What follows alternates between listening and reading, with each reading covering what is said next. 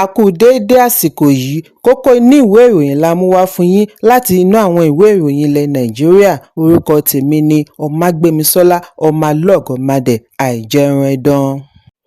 Lánàá ní ilé-ẹjọ́ gíga ìlú Àbújá wọ́gi lé ẹ̀sùn ìwà ọ̀daràn tí ìjọba àpapọ̀ pè tako aṣòfin tó ń ṣaṣojú gbùngbùn Kogi Natasha Akpoti-Uduaghan tí wọ́n fi fòpin sí ìjà òfin tí ó ti dá awuyewuye sílẹ̀ lórílẹ̀-èdè. Àkọọ́lẹ̀ ilé-ẹjọ́ ṣe àfihàn wípé ọ́fíìsì Attorney General orílẹ̀-èdè ni ó fi ìwé lórí wíwọ́gilé ẹ̀sùn léde tí ó mú ilé-ẹjọ́ wọ́gilé ẹ̀sùn ìbanilórúkọjẹ́ tí wọ́n pè síwájú àkókò yìí tako aṣòfin. Ẹ̀sùn tí ó dá rògbòdìyàn sílẹ̀ yìí jẹyọ láti ibi ìfọ̀rọ̀wánilẹ́nuwò orí ẹ̀rọ amóhùnmáwòrán láti ẹnu Akpoti-Uduaghan. Nígbà tí ó ń fèsì, adájọ́ CN Orji ní òun ti gba ìwé láti wọ́gilé ẹ̀sùn, bí ó ti ní ilé-ẹjọ́ ní ìrètí wípé ìgbésẹ̀ yìí yóò pèsè ààyè sílẹ̀ fún ìkóraẹni-níjàánu, ìwòsàn àti ìbọ̀wọ̀fúnra ẹni fún àǹfààní ìlànà òfin ìṣèjọba tiwantiwa. Agbẹjọ́rò fún ìjọba àpapọ̀ náà fìdí ẹ̀ múlẹ̀ wípé ìjọba ti jáwọ́ nínú ẹ̀sùn. Nígbà tí ó ń fèsì lẹ́yìn ìgbẹ́jọ́, aṣòfin Akpoti-Uduaghan ṣe àpèjúwe àbájáde ẹ̀sùn yìí ní èyí tí ó fi ipò rẹ̀ múlẹ̀. Ó ní àbájáde yìí fìdí ìgbàgbọ́ rẹ̀ múlẹ̀ lórí ìlànà òfin. Òun kò ní yínsẹ̀ nínú ojúṣe òun àti máa sin ará constituency rẹ̀ kí ó sì máa dáàbò bo ẹ̀tọ́ gbogbo ọmọ Nàìjíríà lábẹ́ òfin ìṣèjọba tiwantiwa. Ẹ̀kúnrẹ́rẹ́ ìròyìn wà nínú ìwé ìròyìn Punch tó jáde lónìí. Oníṣègùn òyìnbó kan Dr. Ibrahim Tahiru ti gba ìyọ̀ǹda kúrò lákàtà ajínigbé lẹ́yìn tí mọ̀lẹ́bí rẹ̀ san owó ìdásílẹ̀ $50 mílíọ̀nù $50 mílíọ̀nù fún àwọn tí wọ́n jí gbé. Ìròyìn jábọ̀ wípé wọ́n jí Tahiru gbé pẹ̀lú àbúrò rẹ̀ lọ́kùnrin ní ọjọ́ kejì oṣù kínní ọdún 2026 ní ilé wọn tí ó wà ní ojúnà City Pride Ìgbéra Camp, Auchi, ìpínlẹ̀ Edo. Bí wọ́n ti ń ṣí ilẹ̀kùn onírin ọgbà ilé wọn, ó ṣeni láàánú wípé wọ́n rí òkú àbúrò rẹ̀ nítòsí odò Olí lójúnà City Pride ní ọjọ́ 5 oṣù kínní. Wọ́n ní àwọn ajínigbé ni wọ́n ṣekú pa á. Níbi ìfọ̀rọ̀wánilẹ́nuwò ni bàbá wọn ti sọ fún akọ̀ròyìn lánàá wípé ẹ̀ẹ̀mejì ni àwọn san owó ìdásílẹ̀ $20 mílíọ̀nù àti $30 mílíọ̀nù kí ọmọ wọn tó gba ìyọ̀ǹda nírọ̀lẹ́ ọjọ́rú láàrin aago 8 alẹ́. Bàbá yìí ṣàlàyé wípé ẹbí, ará, ọ̀rẹ́ títí kan àjọ tí kìí ṣe tìjọba non-governmental organization ni wọ́n jọ ṣàwó yìí jọ kí wọ́n tó rí $50 mílíọ̀nù san fún ìdásílẹ̀ ọmọ rẹ̀. Bákan náà ni ó ní ọta ìbọn bá ẹsẹ̀ Tahiru láàrin rògbòdìyàn yìí àti wípé ọ̀kan nínú àwọn ajínigbé yìí náà fi ara gba ọta ìbọn lẹ́yìn tí àwọn ọdẹ àti fìjìláńtè dènà dè wọ́n kí dókítà tó gba ìyọ̀ǹda. Alukoro ọlọ́pàá ìpínlẹ̀ Eno Ikuedem náà fìdí ìṣẹ̀lẹ̀ yìí múlẹ̀ nígbà tí akọ̀ròyìn kàn sí. Ẹ̀kúnrẹ́rẹ́ ìròyìn wà nínú ìwé ìròyìn Punch tó jáde lónìí. Ààrẹ Bọ́lá Tinubu ti ṣe ìrántí iléeṣẹ́ ológun níbi ayẹyẹ ìrántí àwọn ológun láti fi bu ọlá fún tọkùnrin tóbìnrin òṣìṣẹ́ ológun tí wọ́n ti fi ẹ̀mí wọn lélẹ̀ fún orílẹ̀-èdè. Nínú àtẹ̀jáde àná láti fi mọ rírì ìfarajìn àwọn ológun tí wọ́n ti ṣubú lójú ìjà ni ó ti tẹnumọ́ ìfaradì wọn fún òmìnira àti àlàáfíà orílẹ̀-èdè. Ààrẹ ní bí ó tilẹ̀ jẹ́ wípé wọ́n lè má rántí orúkọ wọn, ìgboyà wọn fún orílẹ̀-èdè ní òmìnira àti àlàáfíà. Orílẹ̀-èdè tí ó bá gbàgbé àwọn akọni rẹ̀ tó ti ṣubú yóò pàdánù ọ̀nà. Nàìjíríà ṣe ìrántí àwọn tirẹ̀. Bákan náà ni Tinubu sọ̀rọ̀ lórí mọ̀lẹ́bí àwọn akọni wọ̀nyí níbi tí a ti rí àwọn opó, ọmọ àti olólùfẹ́ wọn. Tinubu sọ̀rọ̀ lórí ìgbìyànjú àwọn ológun tó ń sìn lọ́wọ́ lórí ilẹ̀, omi àti ojú òfurufú bí ó ti gbóríyìn fún akíkanjú wọn pàápàá jùlọ ní agbègbè tí ìpèníjà pọ̀ sí. Ààrẹ parí ọ̀rọ̀ rẹ̀ pẹ̀lú àdúrà sí àwọn ológun orílẹ̀-èdè àti àwọn tí wọ́n ti ṣubú. Kí Ọlọ́run tẹ́ wọn sáfẹ́fẹ́ rere, kí Ọlọ́run fún iléeṣẹ́ ológun ní okun, kí ó sì bùkún fún Nàìjíríà. Ẹ̀kúnrẹ́rẹ́ ìròyìn wà nínú ìwé ìròyìn Vanguard tó jáde lónìí. Gómìnà ìpínlẹ̀ Ọ̀yọ́ Ṣèyí Mákindé ti ṣe ìfilọ́lẹ̀ ìgbìmọ̀ lọ́balọ́ba àti ìjòyè lánàá lẹ́yìn ọdún mẹ́ẹ̀ẹ́dógún bí ó ti fi Olúbàdàn ilẹ̀ Ìbàdàn Ọba Rashidi Ládọjà ṣe alága rẹ̀ àkọ́kọ́. Aláàfin ìlú Ọ̀yọ́ Ọba Hakeem Ọ̀wádé ni wọn kò kófìrí níbi ìfilọ́lẹ̀ tí ó wáyé ní House of Chiefs Parliament Building, Secretariat Ìbàdàn. Níbi ìfilọ́lẹ̀ yìí ni Gómìnà Mákindé ti ṣàlàyé wípé àwọn á máa pín oyè alága ìgbìmọ̀ kiri láàrin Olúbàdàn, Aláàfin àti Ṣọ̀ún ilẹ̀ Ògbómọ̀ṣọ́. Èyí jẹ́ àdéhùn tí wọ́n jọ fẹnukò lé lórí níbi ìpàdé pẹ̀lú àwọn ọba mẹ́ta àkọ́kọ́ 3 first-class monarchs. Lójú ẹsẹ̀ ni Aláàfin dá gómìnà lóhùn pẹ̀lú àtẹ̀jáde láti ọwọ́ amúgbálẹ́gbẹ̀ẹ́ rẹ̀ Bọ̀dé Dúrójayé wípé òun kò bá gómìnà ní irúfẹ́ ìpàdé bẹ́ẹ̀. Àtẹ̀jáde ọ̀hún ṣàlàyé wípé ìròyìn tó wọn létí wípé gómìnà kàn sí ọba mẹ́ta Aláàfin, Olúbàdàn àti Ṣọ̀ún lórí ipò alága ìgbìmọ̀ kánsù ọba àti ìjòyè.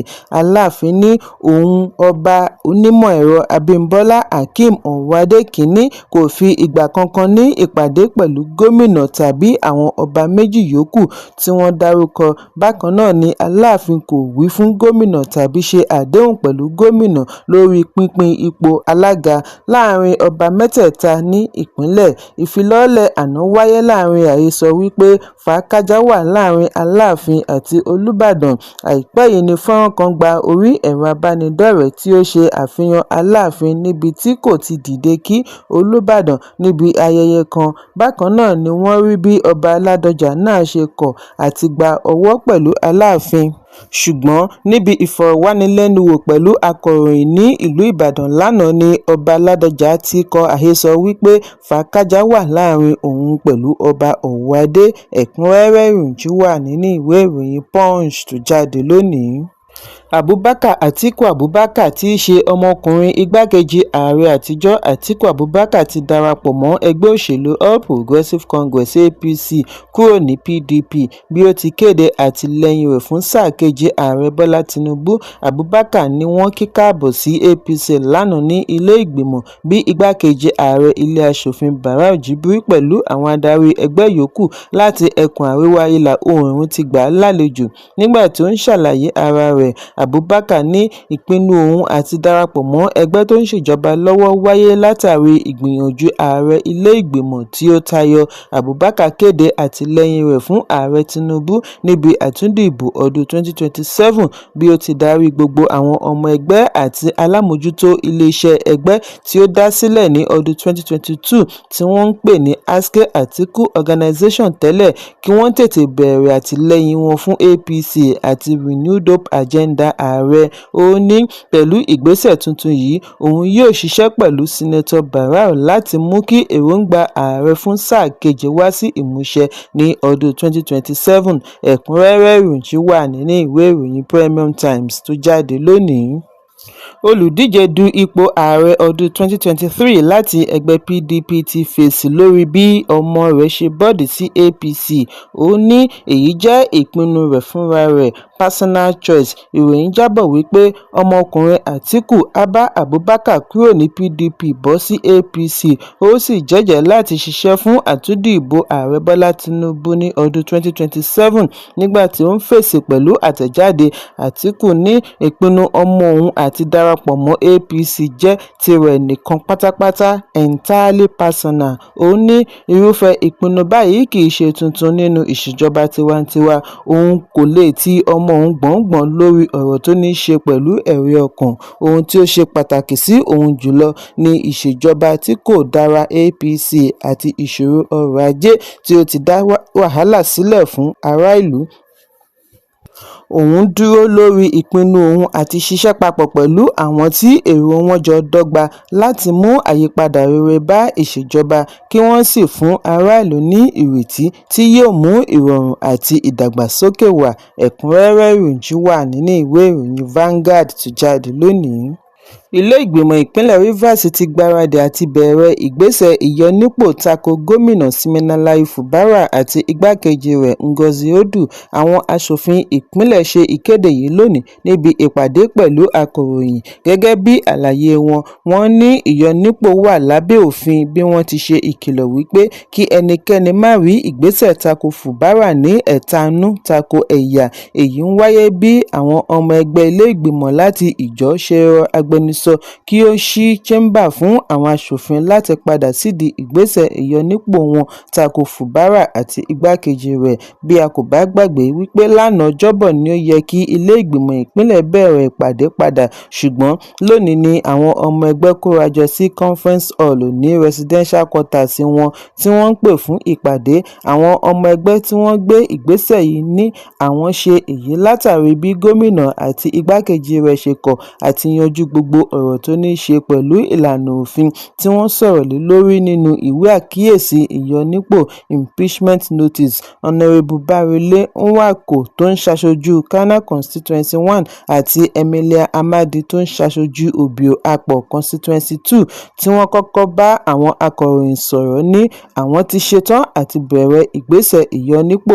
Ẹ̀kúnrẹ́rẹ́ ìròyìn wà nínú ìwé ìròyìn Vanguard tó jáde lónìí.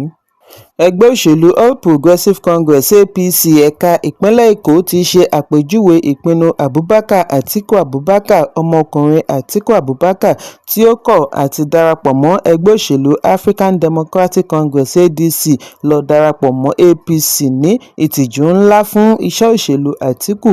Alukoro APC ní ìpínlẹ̀ Èkó, Ṣèyẹ Ọládẹ̀jọ ni ó ṣe àfihàn yìí nínú àtẹ̀jáde àná tí ó pe àkọlé rẹ̀ ní "Ẹ kò lè jẹ́rìí Atiku ju ọmọ rẹ̀ lọ, You can't trust Atiku more than his son", ni ó fi fèsì sí ìgbésẹ̀ Abubakar. Ọládẹ̀jọ ní ìgbésẹ̀ yìí ṣe àfihàn ìjì òṣèlú tí Abubakar dá sílẹ̀ pẹ̀lú bí ó ti dágunlá sí ADC tí ó lọ darapọ̀ mọ́ APC. Ó ní ìgbésẹ̀ yìí kan ṣoṣo ti sọ ẹgbẹ̀lẹ́gbẹ̀ ọ̀rọ̀ tí ó yẹ kí àwọn akọ̀ròyìn sọ, àbí nígbà tí ọmọ èèyàn bá ní ìgbàgbọ́ nínú ẹgbẹ́ òṣèlú bàbá rẹ̀. Ọmọ Nàìjíríà lẹ́tọ̀ọ́ àti béèrè ohun tí ó ṣe okùnfà èyí. Nígbà tí àwọn tí ó súnmọ́yàn ò bá nígbàgbọ́ nínú iṣẹ́ òṣèlú ẹni, báwo ni ọmọ orílẹ̀-èdè ṣe fẹ́ ní ìgbàgbọ́? Ọládẹ̀jọ fi ẹ̀sùn kan Atiku lórí ọdúnmọ́dún tí kò fi rìn ṣàn, tí ó fi ti ṣe àpèjúwe iṣẹ́ òṣèlú rẹ̀ ní ọ̀kánjúà tó ń ti ẹgbẹ́ òṣèlú kan bọ́ sí òmíràn, láti PDP sí AC padà sí PDP kí ó tó wá gàba sí ADC. Ọládẹ̀jọ ní ilé la ti ń kẹ́ṣọ̀ọ́ ròde, bí kò bá sí ìfọkàntán nílé kò lè sí láàrin ọjà òṣèlú. Adarí tí wọn kò lè jẹ́rìí ní constituency kò lè ṣeé fi ọkàn tán lórílẹ̀-èdè. Ẹ̀kúnrẹ́rẹ́ ìròyìn wà nínú ìwé ìròyìn Vanguard tó jáde lónìí. Kókó inú ìwé ìròyìn àsìkò yìí kò ní jù báyìí lọ. Ẹ pàdé mi ní ìrọ̀lẹ́ fún àkọ́tún ìròyìn. Kí a tó lọ, ẹ má ṣaláì fi àkíyèsí yín ránṣẹ́ kí ẹ sì bá wa subscribe sójú náà wa lórí YouTube kí kókó inú ìwé ìròyìn lè máa tẹ̀ yín lọ́wọ́ ní kíákíá.